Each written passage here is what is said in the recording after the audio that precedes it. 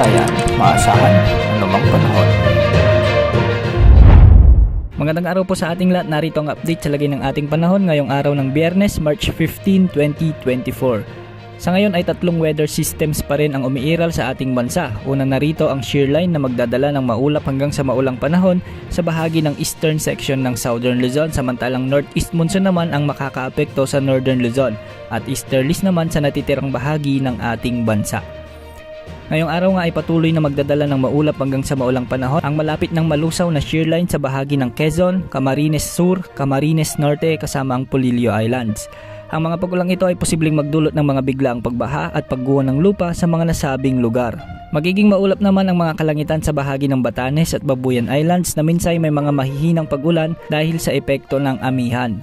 Sa Ilocos Region, natitirang bahagi ng Cagayan Valley, Cordillera Administrative Region at Central Luzon ay makararanas naman ng bahagyang maulap hanggang sa maulap na papawirin at may mga isolated rains dahil pa rin sa umiiral na amihan. Sa Metro Manila at natitirang bahagi ng Luzon ay magiging maaliwalas naman ang panahon na minsan ay may mga kalat-kalat na pag-ulan.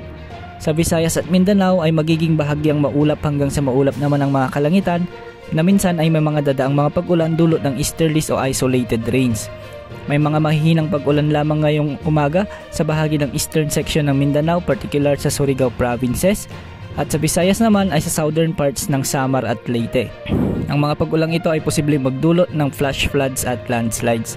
Ngayong araw, asahan na magiging mainit muli ang panahon at posibleng pumalo sa 40 degrees Celsius ang pinakamataas na heat index ngayon sa may Baybay City, Cotabato City, Dumangas, Iloilo, Masbate City at Catbalogan City.